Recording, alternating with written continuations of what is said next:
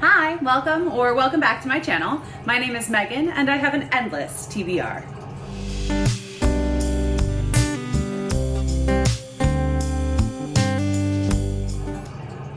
So today we're gonna do a pretty quick book tag. I don't have a whole lot of time before I have to head off to work for the day, but we'll see how long this will take me to answer these questions.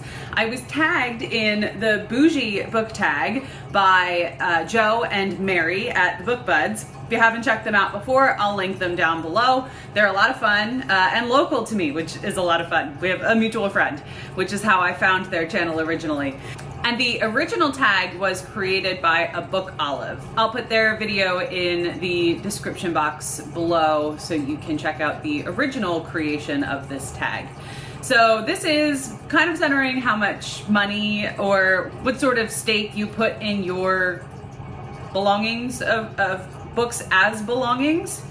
And as you can see, I do have a number of books myself. I've also mentioned that I work as a librarian and have a pretty steady revolving door of library books coming into my home and going back to their home at the library.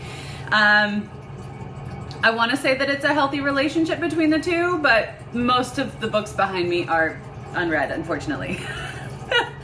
So let me jump into the questions and we'll see how it goes. Number 1, what is your average monthly budget for books? I don't believe that I have a monthly budget. I have a Barnes & Noble fairly close to me with a sale annex in the back. So every once in a while I'll go and sort of give myself the opportunity to peruse and select what I may find interesting. I try to keep those visits under a certain number, and mostly I'm successful. But sometimes you find a gem that won't come up again, and let's take it home with us today. How about that? Question number 2, what's the most you've ever spent in a bookstore? And I'm not sure I know the answer to that question. I guess I try to keep my visits around or under or around $100. It depends on if I'm going somewhere like Barnes & Noble where I know I'm gonna get a discount, or if I'm at an independent bookseller, in which case I'd really like to support their business. In which case, if I find something that I'm interested in owning and I'd like to add to my collection, I'll actually inscribe inside the cover where I purchased it. So if I go on vacation, I like to go to an indie bookstore and find a book of some meaning to me so that I can make that inscription, add it to my collection, and to add another meaning on top of the book as an item that I appreciate owning. I'm not sure if that makes sense, but I'm not really concerned about how much money I'm spending at a bookstore. But if I can keep it under 100, that's awesome. Number 3, are you willing to pay full price for a brand new release, or will you wait until you have a coupon or there's a sale? Again, it depends on where I'm getting my books. If it's not a book that I'm sure that I'm like super interested in, that I think I'm really gonna love, then I'll probably get it from the library, because I'm part of the ordering process for new books. I tend to know what's coming out in advance and can be sort of at the top of the holds list, which I don't even prefer because I have such a stack of library books that if I get a brand new book on its release date and other people have holds on it, then I can't get to it before I need to bring it back and somebody else gets to read it. So a new book, if I'm not totally sure, I have enough interest that I'd like to read it, I'll probably put a hold at the library. If it's something I really have to have, I can purchase it full price. And if it's something that I really have to have, I even want to go to an indie seller, which means I may not have it on release day anyway. I hope any of these responses are making sense, because I sound like I'm going to different points. If I have to have it in my collection, I'm probably not going to read it right away. So I can get it from somewhere that may require more than 2 days shipping, and support an actual person and their business, if you catch my drift. Question number 4 is, would you rather buy one new book or several less expensive used copies? I already mentioned I go to this Barnes & Noble sales annex. I hit up library book sales to see if I can find something interesting. I do love a bargain and being able to walk out with a bag full of books for $20 rather than getting one book for $20. If you see on the shelves anything with a circle dot on the spine, that means it came from that Barnes & Noble sale area. And those colors are additional discounts from an already discounted or used price. So I was getting a lot of my books from that type of commerce, and I'm not going nearly as often because I don't have the space for them and I'm not reading them every month. But it's something that I enjoy doing, so can't stop, won't stop. Number 5, what do you think is a reasonable price for a new hardback book, a paperback, or an ebook? This is a nearly impossible question to ask someone who gets most of their reading material from the library. I play that game in the bookstore where you think of a price in your head before you look at the sticker price. And if you can say, all right, well, if it's below $15, then I'll get it. And then it's $16.99, so you put it back. Well, that's typically like a trade paperback at this point. And even the YA materials are getting up in their paperback costs because printing is costing more, paper is costing more. The hardcovers, a new YA hardcover is approaching $20 US. Adult books, forget it. They're like $27 or $8 at this point. And it's really hard to justify that when I can go back to the sale annex and, like I said, pick up a handful of books for the same number of funds. An ebook, I tend to get I get that daily email of ebook deals. And if something really catches my eye, like when Throne of Glass, the entire Throne of Glass series was $5.99, scooped that right up. And I've read the first book on audio from my library.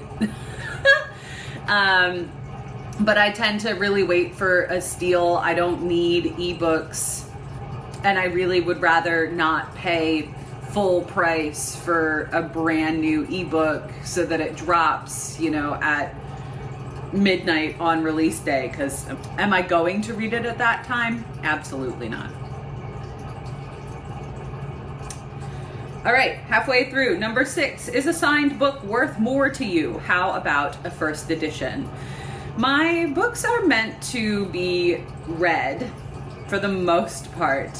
If I see a really cool copy of a book, then I may pick it up because I think that it's cool, not necessarily because it might be a first edition or it might be valuable.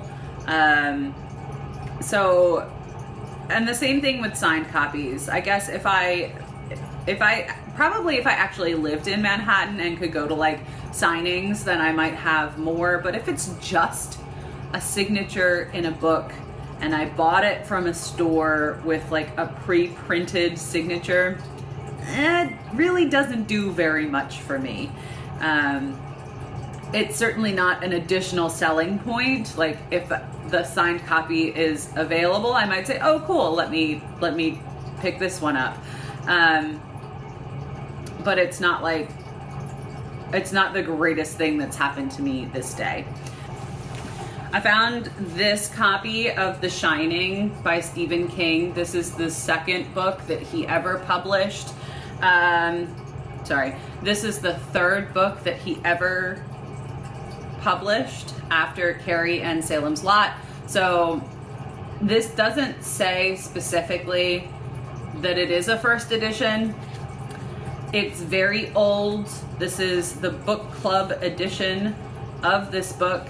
It's a very late 70s cover, and it was something that I came across in a used bookstore and decided to bring it home. It doesn't have any value, even if it is a first edition, because it has sustained damage. The dust jacket is, inches from disintegrating off of this book. There's a cutout from that front page, so it's not worth anything, but I think it is cool to have in my collection a book that I enjoyed reading, and it's something that I share with my mom, who really likes 70s and 80s King. She read all of them as they were coming out, which surprises me because she doesn't read anymore, but that's another story. And another interesting copy of a book is a movie tie-in, actually, of Gone with the Wind. I saw it was Gone with the Wind, and I saw that it was only this big, and this book is very large. So again, I don't think this has any particular value. It doesn't even have an ISBN, so I don't know how many copies of this were printed. But it's the motion picture edition, complete and unabridged. How did they do that? With textbook columns of text. But the spine is unbroken. I can't go much further than this. I've never read this book. I don't know that this would be the format in which I'd enjoy reading it, but I thought it was a really cool presentation of the text, so I scooped it up at some point. Number 7, what is your most valuable book, sentimental or actual value? It's really not something that I quantify in any way. I showed you a couple cool books, a couple of cool editions that I own. Any of the things that I pick up from that Barnes & Noble Annex, I've picked up books from, Book Outlet along the way, and they have dots and stickers and marks on them that degrade value. So I don't believe that I own anything incredibly valuable unless somebody knows something about my copy of The Shining that y'all want to send to me. I really doubt it. So I like books, and they're all close to my heart.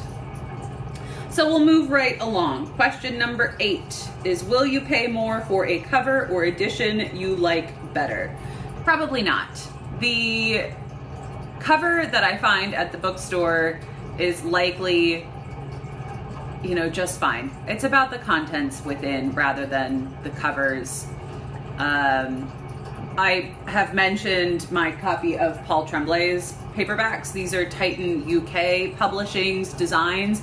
I prefer those because they're in paperback versions, and I actually prefer reading paperbacks. Also, the designs they all correlate. They don't match necessarily, but the design, accompanies the contents of the books and also has a very similar aesthetic, which I appreciate. So I've pre-ordered this year's Paul Tremblay book, which comes out at the end of June, I think. Normally it's end of June, beginning of July for his releases. So I'll have that shipped through Book Depository. I know who Book Depository is owned by, and I'm sorry, but it's the only way that I can see to feasibly, obtain those types of books. And that's not paying any more. It's actually paying less than I would at a normal retailer for the US hardcover copy. So some of it's because it's less money. Even more is because of the connection between the titles, which I appreciate. But I probably wouldn't pay more for a pretty cover. Now, the Illumicrate, if I were a huge adult fantasy reader and I got these beautiful sprayed edges, these stunning designs, along with any of the other features that Illumicrate and some of these other really UK-based subscription boxes provide, that might be worth the extra money, except I don't read them. So I can't justify that type of purchase. Number 9, what physical characteristics does a good quality book have? I'm a fan of the floppy paperbacks. I'm a fan of paperbacks in general. They're a little bit lighter. They're easier to fit in my purse, which does have to pass a test at a store that I have to be able to put at least a paperback book in my purse at any time. I'm carrying around my Kindle more often now, so that's a little bit easier on my purse strings that hold the bag. So I prefer reading paperbacks. The floppy paperbacks are always preferred, just because they're so big and they can just lay out and open for your reading pleasure without having to hold it the entire time you're reading.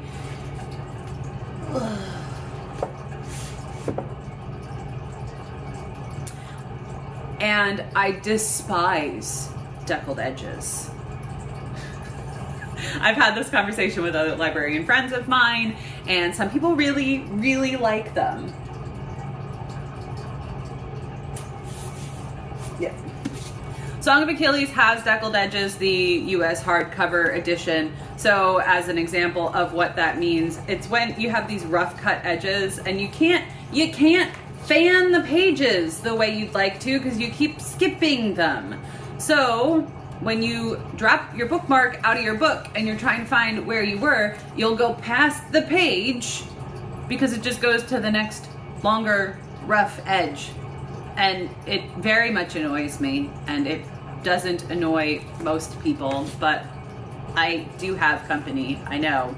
In the comments, please let me know if you are anti-deckled edges. We can be friends.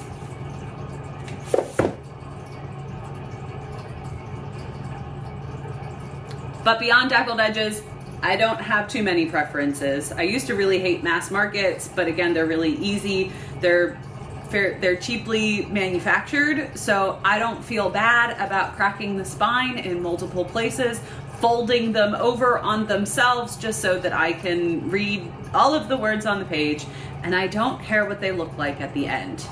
So it's not the most aesthetic reading experience, but it's very easy to, again, toss in your bag, pick up whenever you'd like to, and not feel too bad about dinging a cover or tearing the corner of a page, dog-earing.